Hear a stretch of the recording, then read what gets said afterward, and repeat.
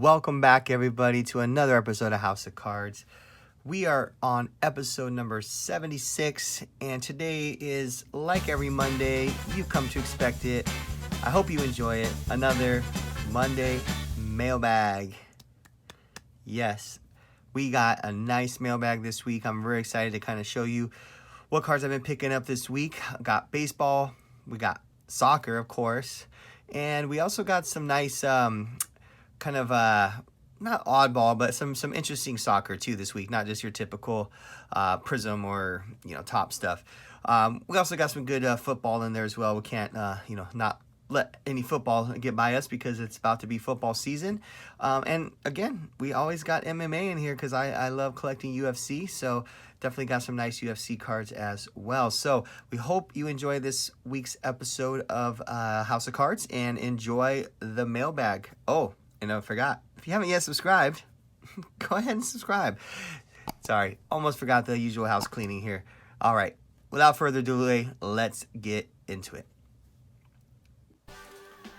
All right, well, let's jump into the new issue of SMR, August issue. Jackie on the cover, pretty sweet. I think this is a pretty cool issue because this is the national issue, so this is the one that's gonna be out in time for the national coming up here shortly. So as I usually do, I'll kind of show you kind of the more interesting articles in here. There's quite a few in here. It's a lot thicker than usual. I'm assuming this is because it's their big national issues. So I'm really just gonna kind of focus on one article. It's just, it'll take a second to go through it, but I thought this was really cool. Top 10 sports cards of all time. So granted, little bit, I guess you can say, depending on who you are, I guess depends, what your take is on this. But, I think obviously PSA has a pretty good, I guess you would say authority in this. This is actually written by Joe Orlando. So he was the former, now CEO of PSA. Obviously Nat Turner, the recent owner and acquirer, him and his group. Nat is now the CEO, but Joe was the former CEO. So this kind of interesting. This is written by Joe, which I think is interesting. So he's got a lot of experience in the hobby. So I think his approach on this is a lot more classic versus like what are the criteria. I haven't read this completely through yet, so I think it's interesting. It's not just about market value, but it's, most of the cards are very rare and, so on and so forth. So I think that obviously plays a bigger role than, what's worth the most amount of money, right? So anyways, okay, let's look real quick. So we'll just kind of go through this. So I don't know if this is like these ones here didn't make the cut, so they're just kind of showing some that are, great cards that didn't make the cut. Obviously, a lot of people would think the PMG Jordan would be on there, but it's not. So anyways, so number one, classic Honus Wagner T206. I mean, anyone who's in the hobby, old or young or in between, obviously this card is over 100 years old, so it's not something that a younger or more modern collector is going to see probably in their lifetime. However, the lore and sort of the old wives' tale of the Honus Wagners kind of carried from generation to generation in the hobby. So I think it's kind of hard to argue with that as being number one. So I will humbly agree with that. Number two, the Mantle 1952. I mean, it's hard to go wrong with that either. You could probably say this is like a 1A, 1B sort of situation, right? You can kind of interplay them, but definitely good choices. And something interesting too is like, everyone's so crazy about basketball cards and football cards and soccer cards and all these things. Don't forget, like the creme de la creme of sports cards are baseball cards. So we can always got to remember, like, that's where the hobby really started and flourished. So you always got to pay the respects to the baseball.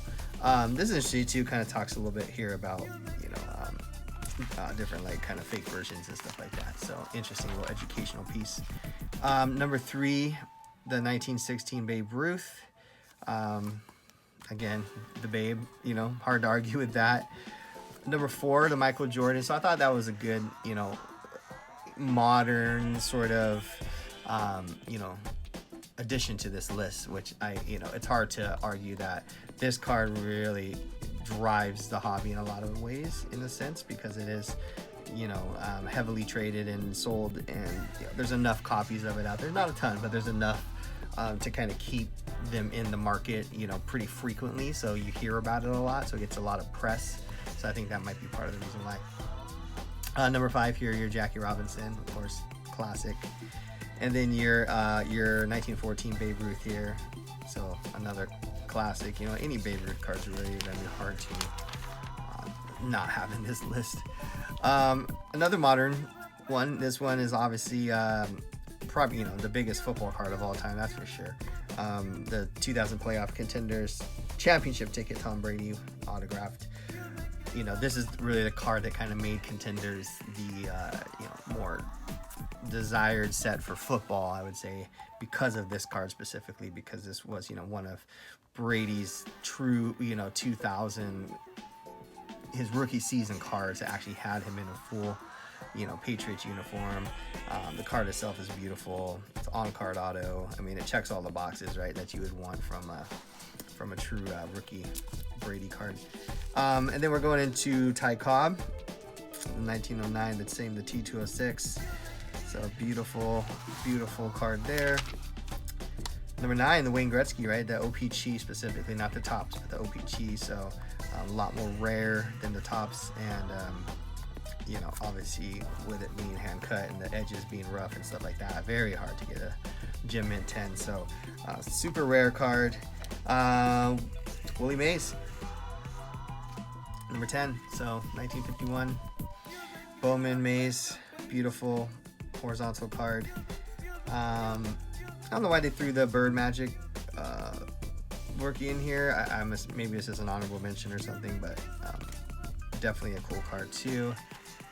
And then I think maybe they added a few more honorable mentions. 51 Bowman. I've actually never seen this card really, or heard much about it. Bronco Nagurski. I don't know. I'm going to read up on that a little bit. I'm sure this article talks about it, but yeah, interesting. And then Jim Brown, 1958. It's a very cool card. Just this card itself, just the design of it, so simple but so cool. But anyways, so I just wanted to share that with you. There's a lot more in here. Obviously, it's a massive issue, so we're not going to spend too much time on that, but I just wanted to kind of give you guys, like I always do, a quick little overview of the new SMR. All right, well, now with that out of the way, let's get into some mail.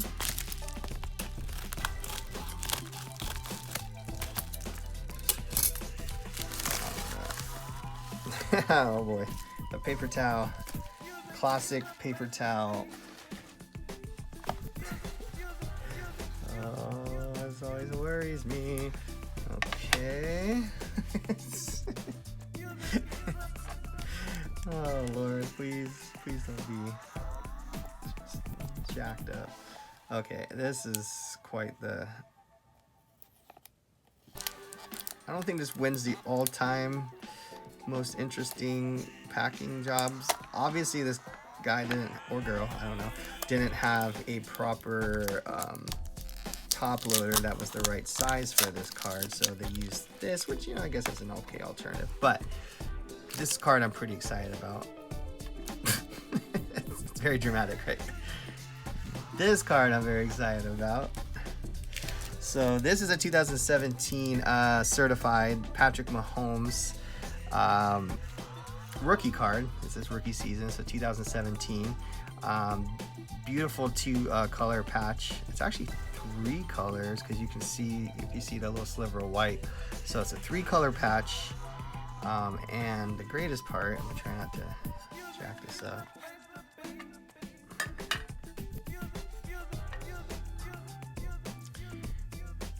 Oh, there it is. Hard to see. It's like tucked in there, but it is numbered to 50. So pretty sweet card. Got this for pretty, I thought, a pretty decent price. I think it's a cool card. I like the image. I just like how it's kind of laid out and designed. It's very like appealing to the eye, I think. Obviously, it would have been cool if it was like a red, you know, kind of color. Blue obviously is a little bit off from the red and yellow jersey, but I think the fact that it's a numbered out of 50 kind of makes up for it. Thick card, obviously, patch card. Yeah, so I think this one definitely I'm going to probably get it over to BGS, because, you know, you don't want to grade thick cards with PSA. It's just kind of a known thing, even though this one does look pretty good. Yeah, I don't think there's much issues with it. I mean, maybe a little touch of a soft corner there, but not bad at all. So yeah, really cool Patrick Mahomes. Obviously me and the rest of the world are very bullish on Mahomes and his future, but yeah, this card's great. Now I just need to find a top loader that's the right size. We'll do that later. But very cool. Good start to this mail bag.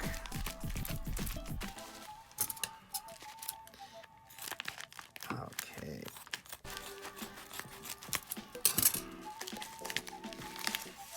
All right, there's the proper packaging. Team bag, cardboard inside. Just a way to do it. All right. The Sugar Show. Got some pretty good Sean O'Malley's this go around. So there is the 2018 Museum. This one is numbered out of 165. This is a sticker auto, but it's okay. It's his, I guess technically his RPA. It's rookie patch auto. Yeah, so just a nice O'Malley rookie here. Just again, I think this kid's gonna do big things in the UFC. So try as I can. His prices are starting to steadily climb up, but I try as frequently as possible to grab his cards, specifically his autos. I actually have a couple cards I got a long time ago before the hype started, and I'm almost embarrassed to say how much I paid for them because it's so low. It's almost like straight highway robbery at this point, but I sent those off to get graded a while ago, so those should be coming back pretty soon, which now I've been looking at the prices and I'm like, oh god, like the fact that I got these for the price I got them for is almost like highway robbery. All right, there's 2 cards in here. Cool. So, all right, first one is a Kaboom of Kevin De Bruyne. So this is the same year, the 17-18, which is, I believe, and I've said this before, and I gotta double check, but I think it's the first year soccer Kaboom, which I like. I kind of like the first year of anything. You know, I know the basketball Kaboom was pretty early too, like 2013 or something like that. So there's some collectability, I think, to the very first year. I personally think that Kabooms have become so popular that they're going to kind of start becoming a little less and less rare as time goes on, and as they're more, you know, inserted into sets. So I think going back to when they were truly like a rare card to hit, like a case hit sort of situation, I think these are the ones that are going to hold a lot more value in the future. So anyway, so nice little Kevin De Bruyne Kaboom. Yeah, he's just one of the better, I think, overall soccer players in the world. He's just a stud, so I like collecting him. So yeah, and Belgium's always a competitor in international tournaments, and that's something else you always got to think about too, is, you know, how many trophies can this guy win, you know, to cement his legacy and his, you know, goatness, I guess you call it. But Belgium is always pretty solid. He's obviously on a great, you know, club team as well with Man City. So, you know, I mean, he's got it all going for him. So hopefully he can stay healthy, because he got his butt kicked pretty hard in these last couple tournaments. He just got all kinds of beat up.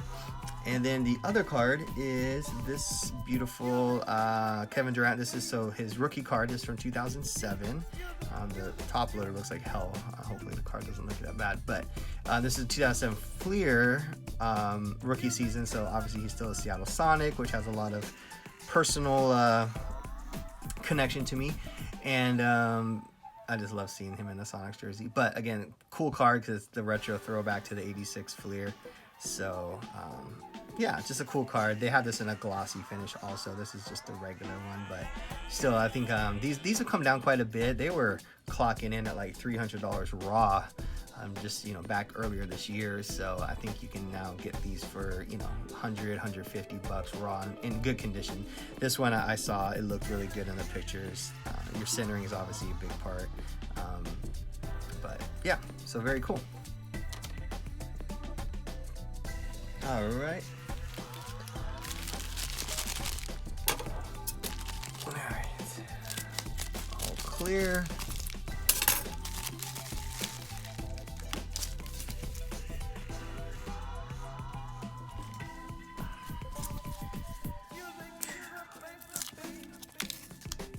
Let's see if we can cheat it out.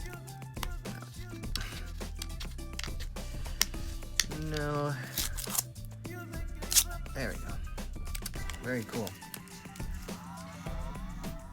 So this is a 2003 Tom Brady Topps Chrome. These are fairly cheap cards if you can find them, and if you can find these in good condition, they fetch a pretty penny. I know it's just a base card, but it's, you know, early Brady, so 2003. So, you know, his rookie year's 2000, right? He didn't really do anything. He had three attempts. So 2001 was his first like real season, right? And then 2002, of course, his second season. However, he didn't have an actual Topps Chrome card until 2002. So this is actually like his second year Topps Chrome card. So very early in his career, Topps Chrome. His 2002 Topps Chromes go for a pretty penny, but these do as well. So if you see these floating around, I definitely recommend grabbing these, because you could still get these for like, I mean, under 50 bucks most likely. You can find them for even cheaper if you're very on top of it, but most of the time you can get them for under 50 bucks. And again, Topps Chrome, they're not the hardest cards to find in mint condition. Really, your biggest challenge is scratches, but you know, look for a good centered one and see what you can get. You know, it's a good investment for a fairly cheap price. I mean, people are paying like $200 for like a 2012, you know, refractor, you know, Brady, but this is a 2003. I mean, this is like early Brady. So anyways, I recommend this as a nice you know, piece to pick up if you're in the market for some early Brady stuff. All right, this is one. Let's see here.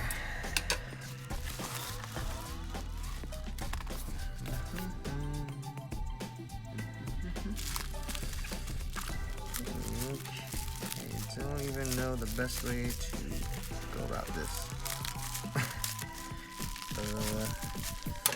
Guess we'll just snip this top part off. Hope for the best. There it goes. It worked. All right, very cool. So this is a 2018 Optic Harry Kane. So this is the international kit. So this isn't him and his England kit. Yeah, as we know, England just lost in the Euro finals against Italy, but that's okay. They're a good squad. They'll probably make some noise at the World Cup. So I'm you know, banking on Kane long term. I really like these. I don't know, they call them the lasers or whatever they call it, but the green here, numbered out of 200. So pretty good short print. The back centering is pretty awful, but it is what it is. Front centering is not too terrible, so you know, looks pretty good left to right, top to bottom. So that's where the emphasis is on the front. So yeah, very cool. Harry Kane here, 18 Optic green laser. I'm probably wrong on that, but whatever, out of 200. Whatever. This one is from Japan. Oh wow, dang, look at that, guys, killing it. That's amazing. This got to win the best package award I've gotten in a while. Nice work, Japan. All right. The mailman was probably like, what is this guy ordering? Okay. Mailbag.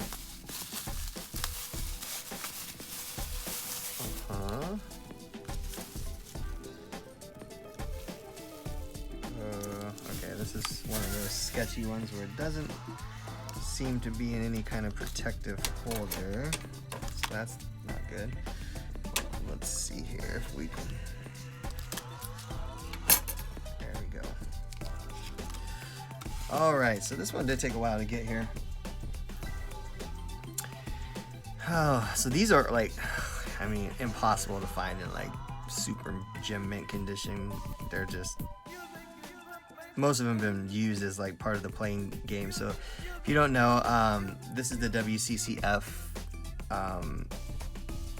trading card game, and this is an early Ronaldo. I think this is 2004, I believe. They don't like ever.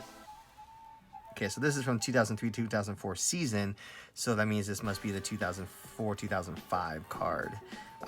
So anyways, you can see this one's a little beat up, got some chips and some corner wear and whatnot, but these are very rare, hard to find in good condition. They're like slightly smaller than your average card size. So if you, we'll just hold it up next to this Harry Kane, but you can see it's like, you know, probably like 80% of the size of a regular card. But WCCFs I think are a good play if you're, you know, looking for a little bit more kind of, it's not like oddball, but you know, not the traditional stuff. I mean, it's made by Panini, so it's not like it's a you know, super oddball card that you're not gonna be able to get graded or anything, but it's definitely you know, not like your standard fare. But this one, I mean, it's in good shape outside of this little chipping and funky little corner. I mean, a little bit of chipping there and just a touch white corner, but the surface is great. The centering, it has such a thin border, so it's really hard to gauge the centering sometimes, but it looks pretty good. So if I was to guess, this might get like an 8, just based on the chipping on the corners. It's just the back corners too, it's not the front, it's just the back. So yeah, so anyways, pretty much like second year Ronaldo. Yeah, it's a cool card. And this one is actually, I believe, so they have different levels of cards. So there's like, yeah, so this one is a rare version because it's numbered out of 5. So there's only 5 of these kind of like, I don't even call it, like, it's kind of got a little hollow refractor vibe going on, as you can see. So the usual, like the base cards aren't like that. So there's like the base set, and then there's like, it's kind of like Pokemon. There's like the rare, and there's like the super rare. So it's kind of like in that same vein, but this one is the one that you want out of the set. So anyways, super early Ronaldo, WCCF, very cool. All right.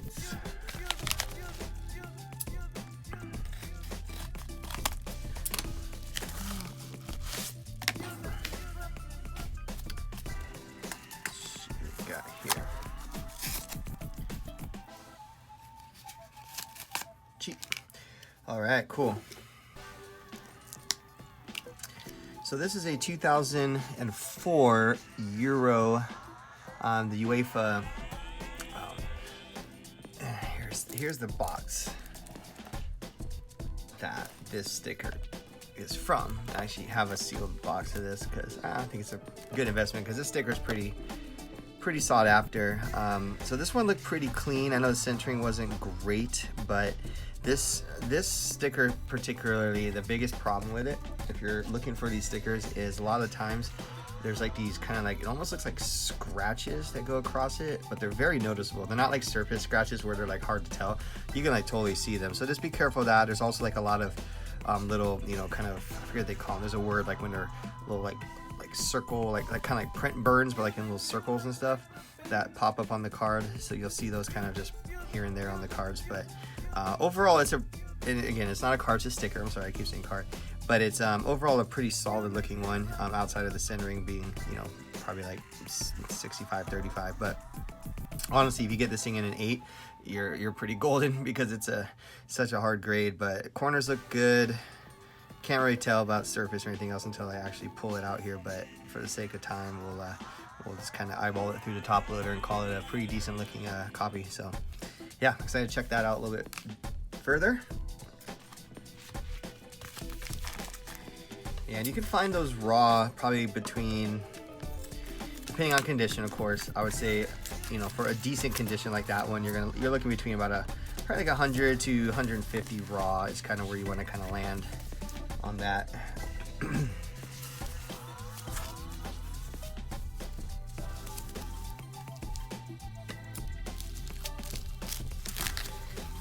Okay. Oh, cool. All right, so this is just another copy of a Kevin De Bruyne 2016.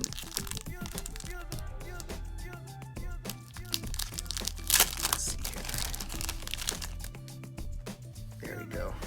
Sorry, 2016 Euro. This is the silver, so it looks decent, a little bit off-centered. I thought it looked better in the pictures. I'm surprised that. Huh, interesting. I'll have to look at this one. I gotta make sure it's just the same copy because I remember it looking really nice and centered in the pictures, but this copy doesn't look super centered. It looks definitely off left to right. So take a look at it a little bit closer. I mean, it's not like terrible, but I don't think it's like PSA 10 worthy. Not that I like expect a PSA 10, but you know, sometimes it's nice to at least have a shot. Possible. But I mean, I'm usually pretty diligent about looking at pictures and being able to, you know, at least first off spot centering, which sometimes, you know, people get tricky. They kind of, you know, take pictures at an angle, you know, when you shoot it, you know, where it's kind of turned, you know, like that, you know, or whichever side you need it to look fatter on, you turn, you know, you lean that side in a little bit so it makes it look more centered. But anyways, still a good card. It's not super expensive, so it's not like the end of the world, but still, it's, you know, it's always nice to get what you pay for.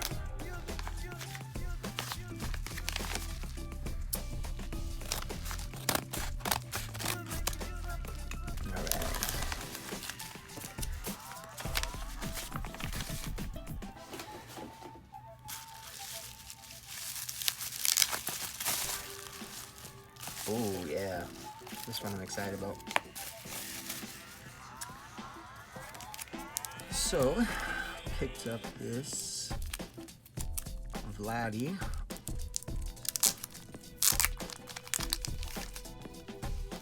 Yeah, nice new top loader. Wow, team bag inside of a team bag, inside of a team bag. Wall packet, so whoever sent this, bravo. You know what you're doing.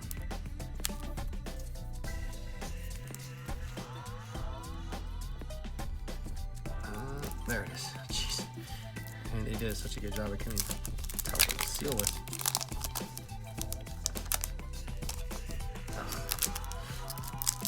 Oh. Okay. We did it. Alright, so this is the Vlad Jr. Chrome Refractor from 2019. So I think it's a beautiful card. Just a nice, clean copy. It looked really good in the pictures, so I'm hoping that it's just as good in once I take a look. But yeah, I mean, we all know what Vlad's doing this year. I think he's showing what everyone expected him to do last season, but you know, didn't work out with everything else. But I think this season you're getting a real taste for who he can be as a player. So pretty awesome card. Excited to have this. I only really have one other sort of like nice Vlad, so good to have another one. Definitely one to hold on to for a little bit. So there you go. Whew. All right, well, if you made it this far, thank you. I really hope you enjoyed the mailbag this week. Hope you got to see some cool new cards, maybe learn a thing or two. And yeah, there it is. Well, again, thank you. And if you haven't yet subscribed, now's your chance. Hit the subscribe button, like the video if you enjoyed anything that you saw in it. And please leave a comment because I really do love engaging with everyone on the channel. So we will see you next time. Stay safe. Keep collecting, doing all the things. Until then, peace.